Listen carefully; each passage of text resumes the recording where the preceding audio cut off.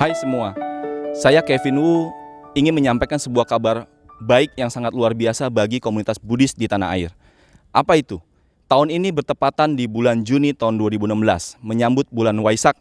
Kali ini kita kedatangan seorang artis yang sangat fenomenal, yang terkenal di seluruh dunia, khususnya di dunia artis Buddhis.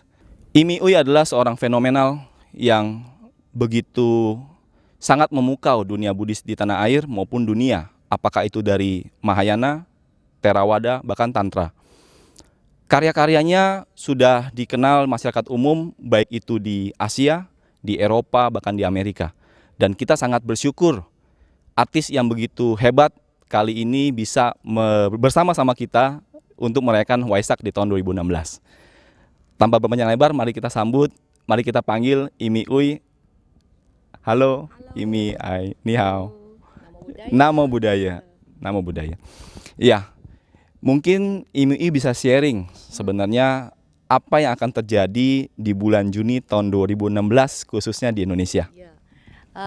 Saya akan buat Sound of Wisdom, konsep peribadi saya buat pertama kali di Jakarta.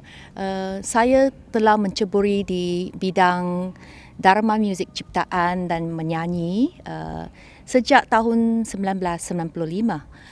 Jadi lebih kurang 20 tahun. 20 tahun. Oh ya, 20 tahun. Dalam tahun 1998 saya buat album yang pertama saya itu Prashna Paramita dalam bahasa Sanskrit, dan itu responsinya sangat gemuruh. Jadi masa itu saya merasa sangat gembira kerana saya boleh pakai lagu untuk menyebarkan Dharma.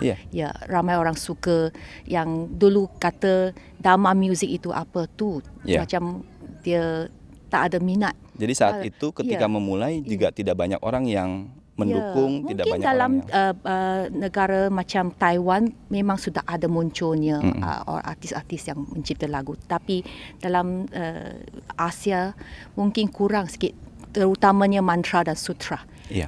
Jadi selepas tu saya buat album yang kedua itu The Chant of Metta. Chant of Metta ini dan adalah sekali lagu ini menjadi sangat popular. Semua orang suka. Jadi masa itu saya rasa mungkin inilah ada satu takdir dan saya mesti buat lagu Dharma sepenuh hati, sepenuh masa, sepenuh hidup saya. Yang macam satu calling. Jadi saya pun letak jawatan sebagai seorang guru muzik dan menceburi sepenuh-penuh hati dalam sampai sekarang. Wow, luar biasa. Inilah kontribusi dari Imi Uy, bagaimana dia mengawali tadi kisahnya. Tentu masih banyak kisah menarik yang akan kita kupas, yang akan kita bahas di sesi kali ini. Tapi kita akan break dulu di video pertama. Terima kasih.